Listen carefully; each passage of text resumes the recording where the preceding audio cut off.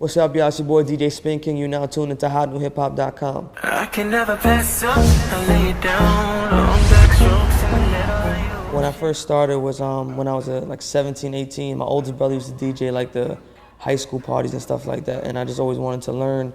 And then at times I would just sneak downstairs and start playing with equipment I'm not supposed to. And he just did it as a hobby. And then as time went on, I started my own online radio show. Started with like 20, 30 views on loan, just like people from the town doing their homework, watching me. And then views started going up to 150, 200, 600.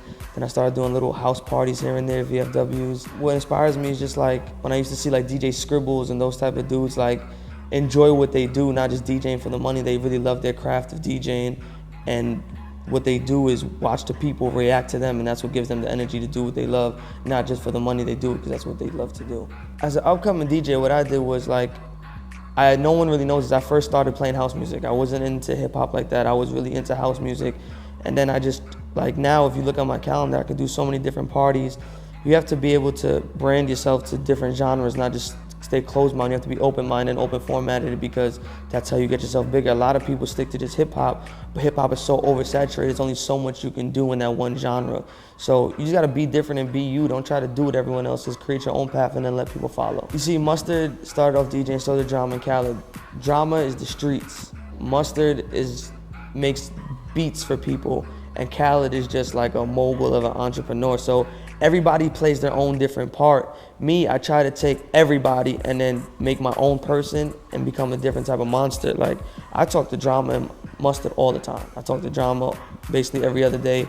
He called me the other day, like, what you got going on? What we doing when you come to Atlanta? So I keep in touch with everybody, and we just come together and make ideas and try to brainstorm and create bigger things, because at the end of the day, there's enough room for everybody, because not everybody's gonna do the same thing. If you come together, and you can be that much bigger of a person and not be selfish. I love DJing, so it doesn't matter if the money's there or not. I just love what I do. If you ever came to see me DJ or see my YouTube videos or anything, I love doing what I do. So me personally, I feel like my next step is to go overseas and bring what's over here over there, and bring what's over there over here, and mix it together, which I created my own genre called hip house, and try to keep mixing the two together, because nowadays there's a lot of hip hop people who love house music but don't understand it.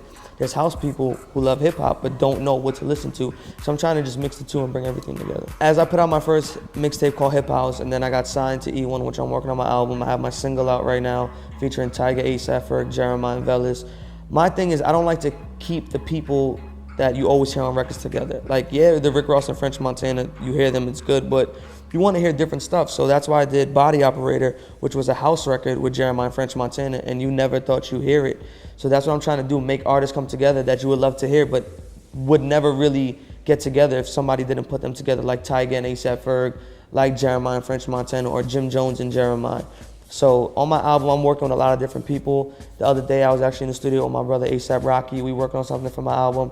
So it's just trying to create new sound. Like, me and my brother Vinyls, that's the executive producer on my album. He has like the biggest hits out right now: 0200, Believe Me, Fuck Me No I Got It, Chirac by Nicki Minaj, Don't Play with Travis Scott. Like, we come together and we create our own different ideas, and we just try to make it the next level. Like, we try to create the next sound to stay 10 steps ahead, so if we fall back, we're still ahead. People, at the end of the day, I do all the clubs every month, and every star is always in New York partying. So you tell me if New York is dead or New York is back, because at the end of the day, if it was dead, they wouldn't be here.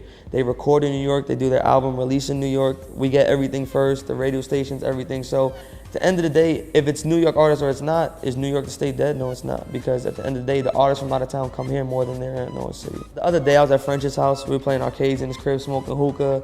I talked to my man Ferg, Tyga, and everybody knows the Golden Child. I haven't missed a record yet with Jeremih. So just, I talked to a lot of people different days. I talked to Rocco. I talked to Jim Jones every day. Like, it's just Jewels, different people. Just try to get people's different ideas and help each other, because you can't do it on your own, and everybody knows that in this world today. You can't be selfish. So just try to put different ideas together and help others. Even if it's not for me, it's not my record, just to give ideas or give an input.